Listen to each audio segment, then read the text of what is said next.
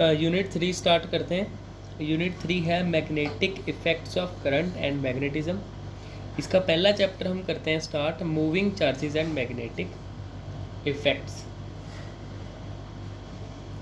देखो, सबसे पहली टर्म इसमें जो हम करेंगे वो है मैग्नेटिक फील्ड। मैग्नेटिक फील्ड होती क्या है? देखो, मान लो ये मैग्नेट है, हम किसी आयरन पीस को या दूसरे मैग्नेट को जब पास लेके आते हैं, एक रीजन ऐसा आता है ना जब अपने आप ही खींच लेगा इसको, है ना, पर वो हमें नज़र तो नहीं आता है ना उसका रीजन। एक ऐसा डिस्टेंस आएगा जहाँ पे अपने आप खींच लेता है, तो वो उसकी मैग्नेटिक फील्ड स्टार्ट हो जाती है, जो नज़र नहीं आती बट एक्चुअल में होती है। ठीक है, सो ये एक्चुअल में होगा क्या? द स्पेस और region around any magnet,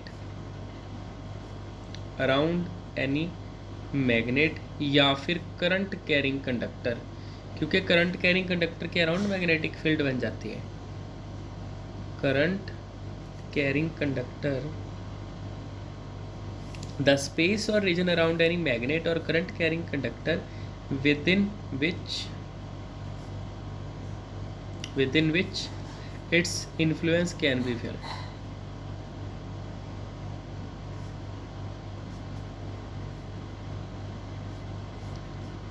is called magnetic field। तो मैग्नेटिक फील्ड एक स्पेस को बोलते हैं, एक रीजन को बोलते हैं जहाँ तक मैग्नेट का इफेक्ट मैग्नेट के अराउंड फील किया जा सके। और हमने मैग्नेट के साथ करंट कैरिंग कंडक्टर भी लिखा है, क्योंकि ना इस चैप्टर में है ही चैप्टर इसी चीज़ पे बेस है कि किसी कंडक्टर में करंट पास किया, उसके अराउंड आ गई मैग्नेटिक फील्ड। ठीक है, तो चाहे मैग्नेट हो या करंट कैरिंग कंडक्टर हो, दोनों के अराउंड मैग्नेटिक फील्ड होती है। और मैग्नेटिक फील्ड आपको बता दिया। इसके बाद है strength.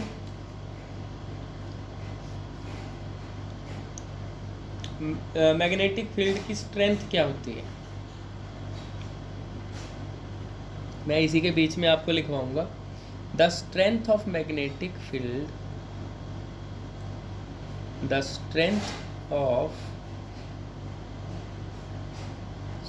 Of magnetic field is denoted bye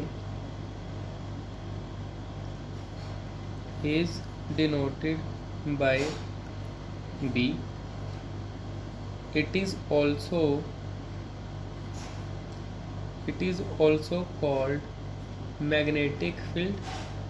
कई बार इसको सिंपली मैग्नेटिक फील्ड भी बोल देते हैं, या फिर magnetic induction,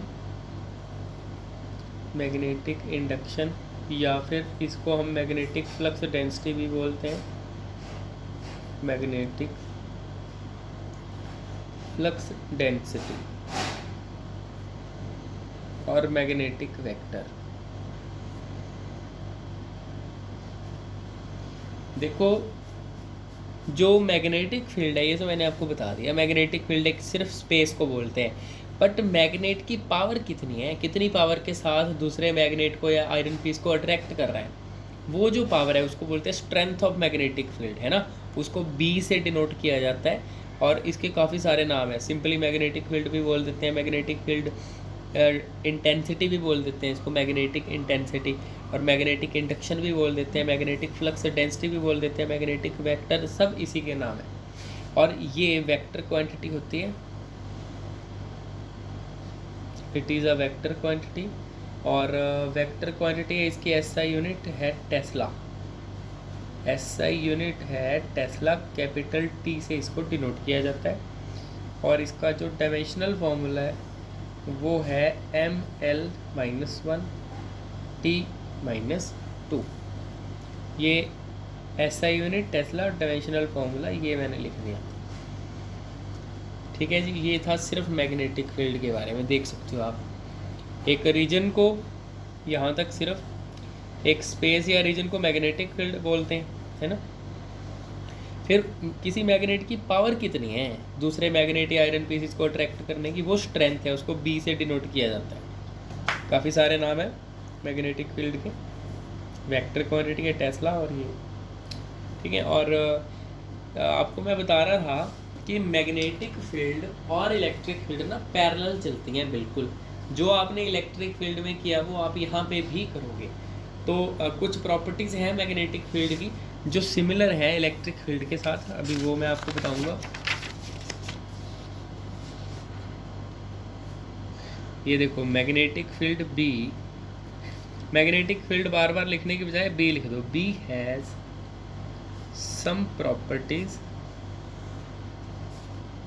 some properties similar to electric field. Electric field के साथ कुछ प्रॉपर्टीज़ हैं जो इसकी बिल्कुल सिमिलर हैं। सबसे पहले मैग्नेटिक फील्ड भी वेक्टर क्वांटिटी है इलेक्ट्रिक फील्ड की तरह। Magnetic field is a vector quantity, is a vector quantity like electric field। Electric field की तरह मैग्नेटिक फील्ड एक वेक्टर क्वांटिटी है, और जो मैग्नेटिक फील्ड है वो 3 डायमेंशन में चलती है। Is magnetic field is 3D like electric field. Electric field भी 3D होती है ना, और मैग्नेटिक फील्ड भी 3D है। और magnetic field can be time dependent like electric field। देखो कुछ ऐसी सिचुएशंस होती हैं जहाँ पे टाइम के साथ इलेक्ट्रिक फील्ड वेरी करे, तो मैग्नेटिक फील्ड भी टाइम के साथ वेरी कर सकती है ऐसी सिचुएशन में। नेक्स्ट करते हैं, नेक्स्ट सिमिलैरिटी। हम सिमिलैरिटी कर रहे हैं। Both obey principle of superposition. Both obey principle of superposition. Superposition तो आप समझते हो ना कि जो मैग्नेटिक फील्ड है अलग अलग को ऐड किया जा सकता है, पहली, दूसरी, तीसरी, ठीक है ना। मैग्नेटिक फील्ड को ऐड किया जा सकता है और इलेक्ट्रिक फील्ड को भी ऐड किया जा सकता है, अलग अलग इलेक्ट्रिक फील्ड को। इसमें इलेक्ट्रिक फील्ड में हम सुपरपोजिशन कर रहे हैं तो इसमें भी मैग्नेटिक फील्ड में भी सुपरपोजिशन करेंगे। और जो इलेक्ट्रिक फील्ड है वो किस पे डिपेंड करती है? परमिटिविटी पे, जिसको एप्सिलॉन नॉट बोलते हैं। इलेक्ट्रिक फील्ड इस पे डिपेंड करती है एंड मैग्नेटिक फील्ड डिपेंड किस पे करती है? परमेबिलिटी पे। परमेबिलिटी क्या होती है? म्यू। ये म्यू पे डिपेंड करती है, ठीक है। म्यू नॉट आप लिख सकते हो। तो जो इलेक्ट्रिक फील्ड है उसमें कांस्टेंट में एप्सिलॉन नॉट आता है, मैग्नेटिक फील्ड में जो कांस्टेंट है उसमें म्यू नॉट आता है, ठीक है। तो मैंने आपको बता दिया, अभी तक मैंने आपको बताया सिर्फ मैग्नेटिक फील्ड के बारे में और मैग्नेटिक फील्ड की कुछ प्रॉपर्टीज़ जो इलेक्ट्रिक फील्ड के साथ सिमिलर हैं, जैसे दोनों वेक्टर हैं, दोनों 3D हैं, दोनों टाइम डिपेंडेंट हैं, दोनों सुपरपोजिशन फॉलो करते हैं। एक पे एप्सिलॉन नॉट पे डिपेंड करता है, एक म्यू नॉट पे डिपेंड करता है। अभी नेक्स्ट जो है ना वो डायरेक्शन के बारे में। जो मैग्नेटिक फील्ड होती है किसी कंडक्टर के अराउंड, करंट कैरिंग कंडक्टर के अराउंड, उसकी डायरेक्शन कैसे लिखें, ठीक है, उसके बारे में है, वो मैं आपको बताता हूँ।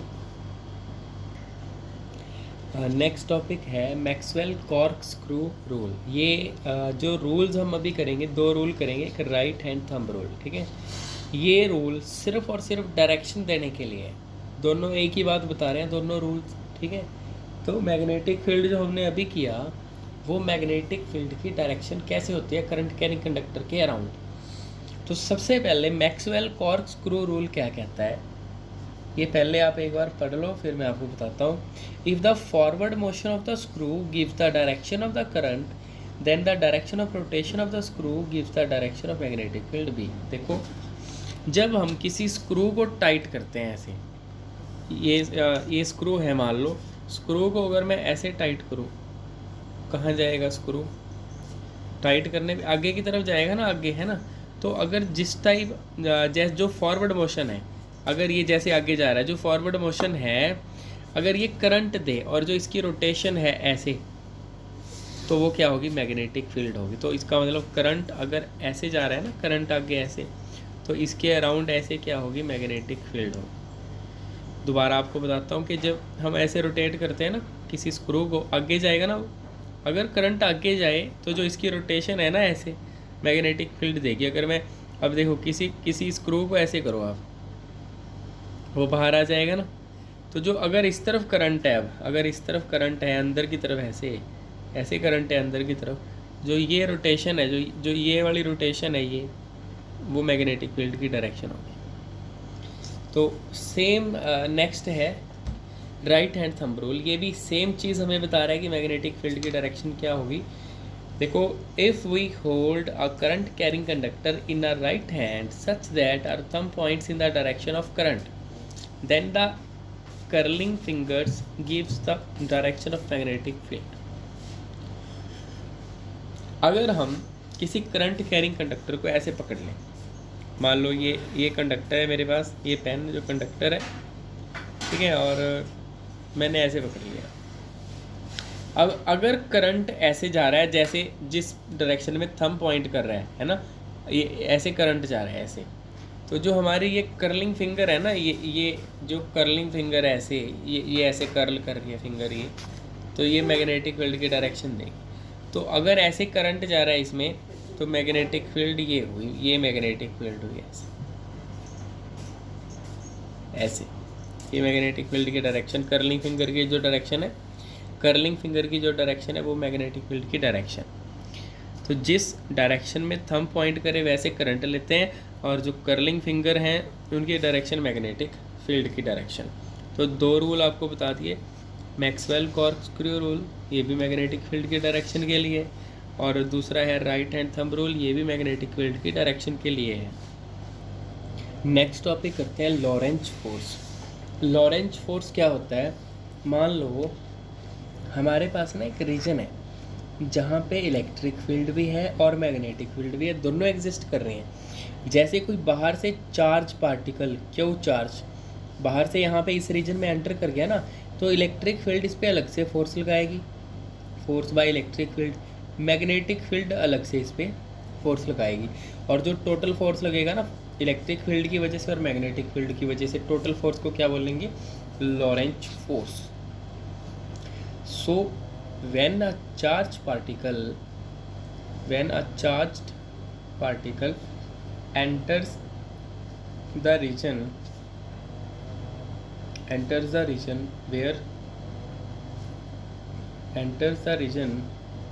where both electric field and magnetic field exists, then net force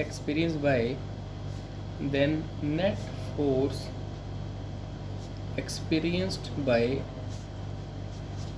charged particle due to both electric field and magnetic field is called Lorentz force। ठीक है, देखो जब चार्ज पार्टिकल एंटर कर रहा है ऐसे रीजन में जहाँ पे इलेक्ट्रिक और मैग्नेटिक इकट्ठे एग्जिस्ट कर रहे हैं, तो नेट फोर्स जो एक्सपीरियंस करेगा ना इलेक्ट्रिक और मैग्नेटिक फील्ड की वजह से, ये मैंने आपको समझाई दिया, पर उसको बोलते हैं लॉरेंज फोर्स। दैट्स जो लॉरेंज फोर्स हुआ वो क्या हुआ, इलेक्ट्रिक फील्ड की वजह से और मैग्नेटिक फील्ड की वजह से। और इलेक्ट्रिक फील्ड की वजह से जो होता है उसको कैसे लिखते हैं,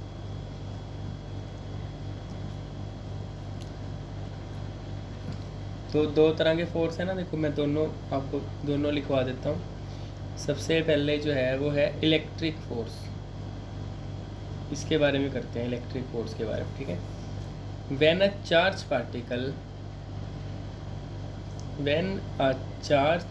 particle enters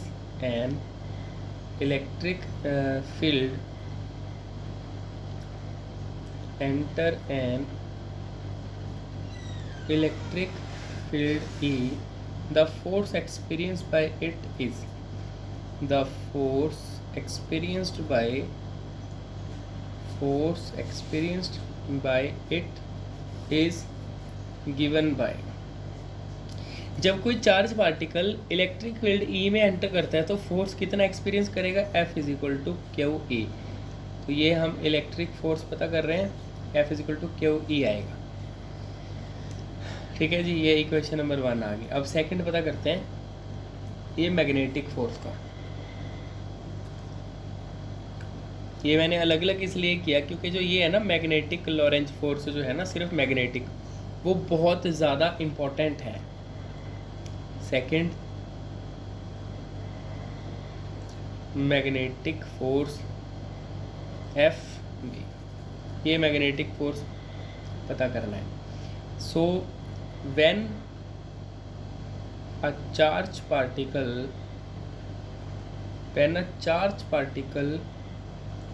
moves with velocity v in magnetic field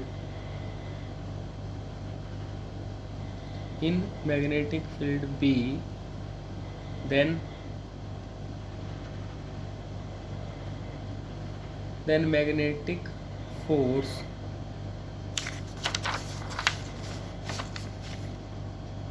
experienced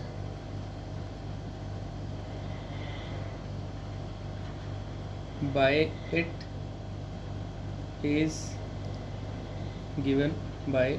अभी मैं लिखवाऊंगा आपको, देख लो। ये जब कोई चार्ज पार्टिकल वेलोसिटी v से मैग्नेटिक फील्ड B में एंटर करे तो मैग्नेटिक फील्ड उस पर फोर्स लगाएगी, और वो कितना होगा ये देखो। तो जो मैग्नेटिक फोर्स फील किया पार्टिकल ने वो क्या होगा, F is equal to Q V cross B, ये आता है देखो। और अगर आप इसको ओपन करके लिखना चाहो, क्रॉस प्रोडक्ट हटा दो, F is equal to Q V B sine theta, cross product हटा के आएगा साइन थीटा, तो Q V B sine theta, equation number 2। So ये भी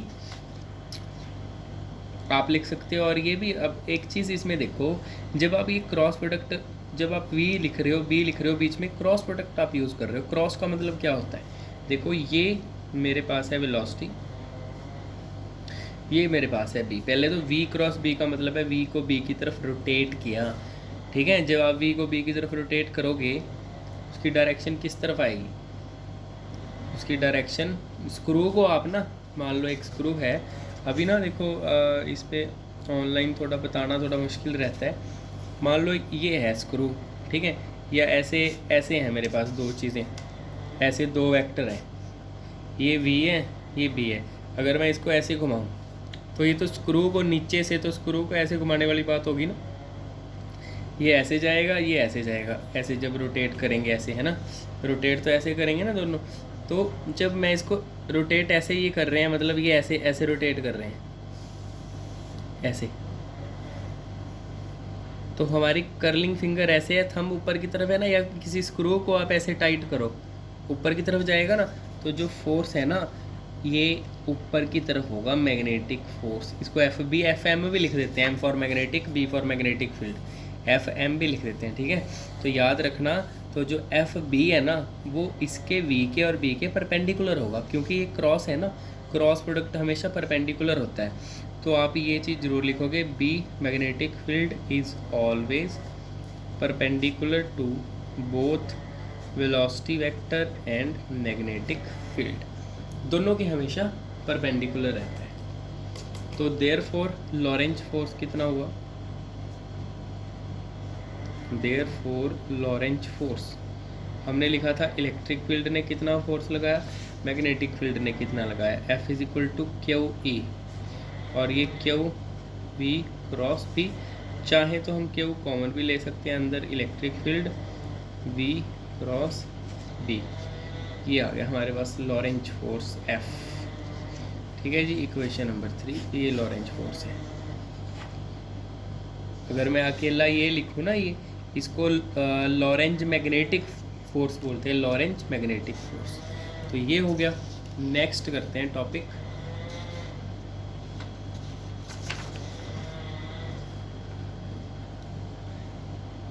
नेक्स्ट टॉपिक करते हैं magnetic force on a current carrying conductor placed in uniform magnetic field. ये important topic है और आपको मैं एक चीज़ और बताऊंगा कि इस चैप्टर में यूनिट 3 का जो फर्स्ट चैप्टर हम कर रहे हैं इसमें मोस्ट ऑफ आर्टिकल बहुत ज़्यादा इम्पोर्टेंट है। सारा मोस्ट ऑफ पार्ट जो फाइनल एग्ज़ाम में पूछा जाता है वो इसमें से पूछा जाता है, चैप्टर 1 में से। इसके लिए हम क्या करते हैं, हमें करंट कैरिंग कंडक्टर जो मैग्नेटिक फील्ड में रखा है उस पर मैग्नेटिक फोर्स पता करना है कितना है। So consider a current carrying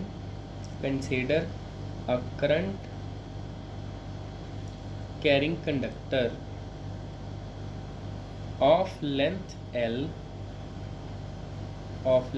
L placed in uniform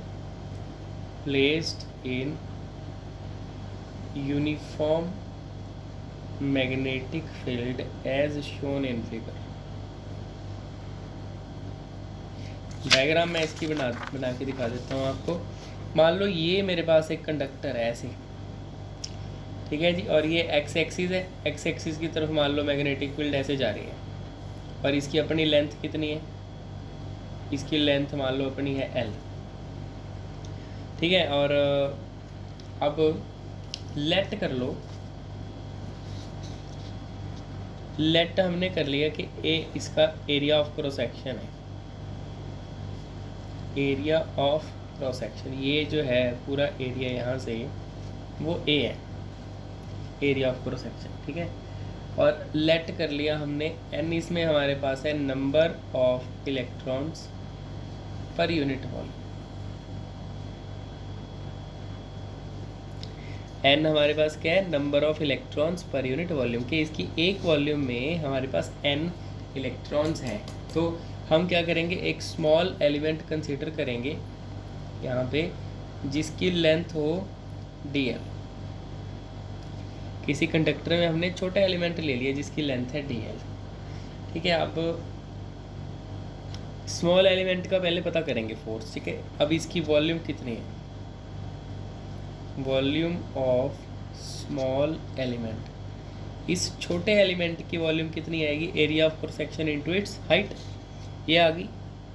अब ऊपर मैंने क्या कंसीडर किया, लेट नंबर ऑफ इलेक्ट्रॉन पर यूनिट वॉल्यूम, एक वॉल्यूम में n इलेक्ट्रॉन है तो इतनी सारी वॉल्यूम में कितने इलेक्ट्रॉन होंगे, मल्टीप्लाई, तो number of electrons in small element,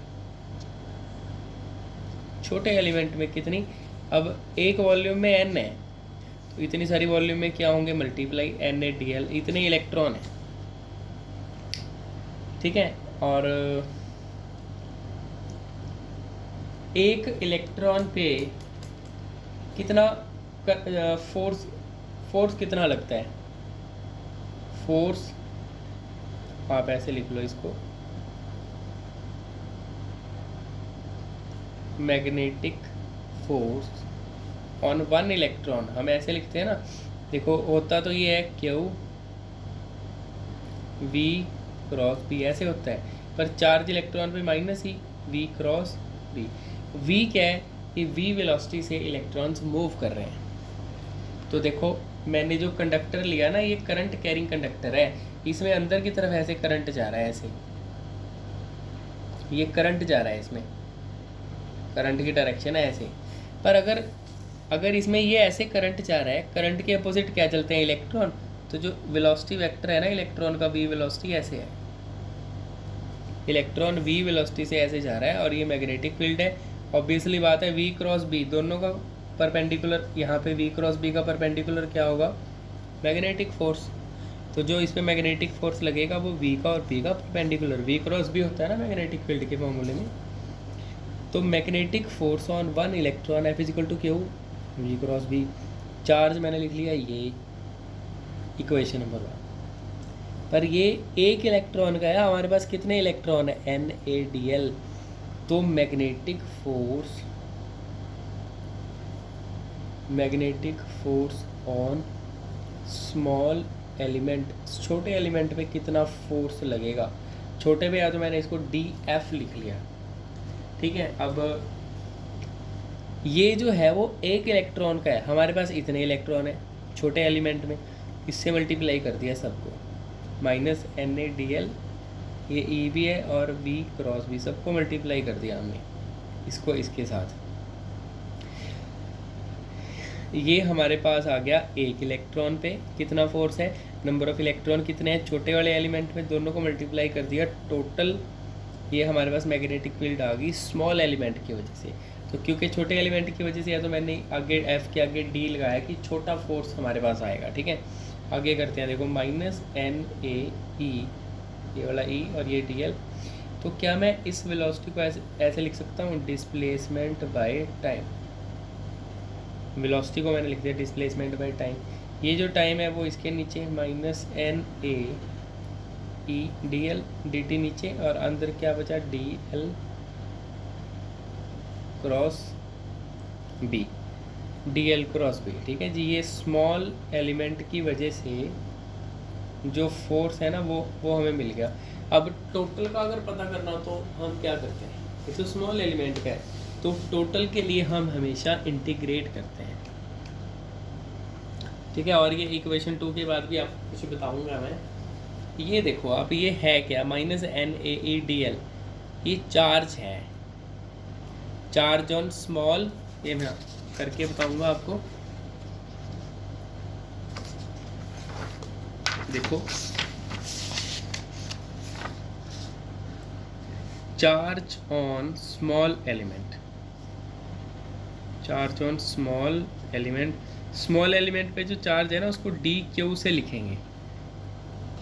अब स्मॉल एलिमेंट पे कितने इलेक्ट्रॉन्स हैं, NaDl, इतने इलेक्ट्रॉन हैं। एक इलेक्ट्रॉन पे चार्ज क्या होता है, -e, तो -NeADl, ये आ गया। ये देखो -NeADl, ये तो इसको पुट करेंगे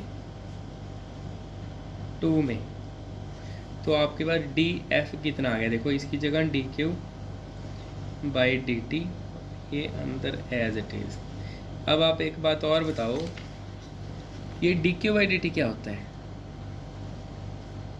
dq/dt rate of flow of charges, ये करंट होता है I, ठीक है। देयरफॉर df हमारे पास कितना आ गया, ये I और ये dl cross d, equation number 4, sorry ये इक्वेशन नंबर है 3, थर्ड इक्वेशन अभी कर रहे हैं हम।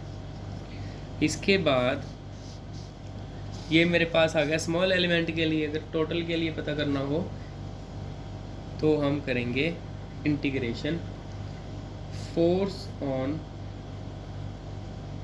होल कंडक्टर इज,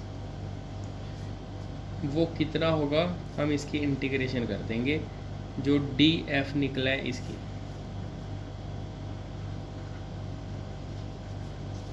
जब हम इंटीग्रेशन करते हैं तो ना जिसके साथ d लगा है वो टर्म अंदर रहती है, बाकी सब बाहर। अभी d किसके साथ लगा है, l के साथ, l की टर्म अंदर, बाकी बाहर, l की कोई टर्म ही नहीं है, तो बस dl का एक l आ जाएगा, बाकी सब ऐसे ही, ठीक है। तो ये है, देखो इंटीग्रेशन करने के बाद, ये dl की इंटीग्रेशन करने के बाद l आ गया, l क्रॉस b, तो जो फोर्स आया ना वो कितना आया, I l क्रॉस b, या तो आप ऐसे लिख सकते हो, ठीक है। ये इक्वेशन नंबर 3 मैंने इसको 4 अब लिख दिया 4, या फिर आप ऐसे भी लिख सकते हो, force is equal to ILB sine theta, ये भी वेल नोन है, F is equal to ILB sine theta, ठीक है। क्योंकि l क्रॉस b हटा के तो LB साइन थीटा आएगा ना, तो ILB साइन थीटा या l cross b into I। तो ये था टॉपिक, मैं पूरा आपको एक बार ये बताऊंगा। ये देखो, हमें हमारे पास एक कंडक्टर है जिसमें करंट ऐसे जा रहा है। अगर करंट ऐसे जा रहा है तो उसके अपोजिट इलेक्ट्रॉन है, ये जो है वो V मैंने लिख दिया, ये देखो ये V है, इलेक्ट्रॉन वेलोसिटी V से ऐसे आ रहे हैं, और इस तरफ हमने क्या लिया, मैग्नेटिक फील्ड, तो V का और B का, V क्रॉस B होता है ना ऊपर पेंडिकुलर, ये मैग्नेटिक फोर्स हो। हमने क्या किया, छोटा एलिमेंट ले लिया जिसकी लेंथ है dl, area of cross section है ये, तो छोटे एलिमेंट की वॉल्यूम क्या हुई, volume of small element, area of cross section into height, है ना। अब हम ये मान के चलते हैं कि मान लो n क्या है, नंबर ऑफ इलेक्ट्रॉन पर यूनिट वॉल्यूम, एक वॉल्यूम में इतने इलेक्ट्रॉन है, तो अब स्मॉल वॉल्यूम, जो वॉल्यूम ऑफ स्मॉल एलिमेंट है वो ये आ गई, छोटे एलिमेंट की ये कि अगर मैं इसको n से मल्टीप्लाई कर दूँ टोटल इलेक्ट्रॉन आ गए। एक इलेक्ट्रॉन पे फोर्स जो है वो ये होता है, तो इतने सारे इलेक्ट्रॉन पे क्या होगा, मल्टीप्लाई कर दिए, आ गया फोर्स स्मॉल एलिमेंट का। तो वेलोसिटी को लिख दिया displacement by time d l by d t, d t आ गया नीचे, और ये सारा क्या है, ये चार्ज है, ये हमने निकाला भी है, देखो चार्ज ऑन स्मॉल एलिमेंट, ये N A D L number of electron, एक इलेक्ट्रॉन पे चार्ज, चार्ज आ गया, चार्ज ऑन स्मॉल एलिमेंट ये है। फिर इक्वेशन नंबर 2 में इसको पुट कर दिया हमने, इसकी जगह डी क्यू, ठीक है, ये देखो इसकी जगह हम लेंगे D Q by d T, बाकी सारा एज इट इज़। तो ये D Q by d T हमने यहाँ पे लिखा, तो D Q by d T बाकी एज इट इज़। तो D Q by d T current होता है, यहाँ पे करंट लिखा ये। अगर मैं टोटल का पता करना चाहूँगी तो स्मॉल एलिमेंट का या टोटल के लिए इंटीग्रेशन, जब इंटीग्रेशन करेंगे तो देखा जाता है डी किसके साथ है, एल के साथ है, एल की टर्म एक ही है अंदर डी एल, और डी एल का आंसर तो एल आता है बस। तो आई एल भी साइन थीटा या आई एल क्रॉस बी।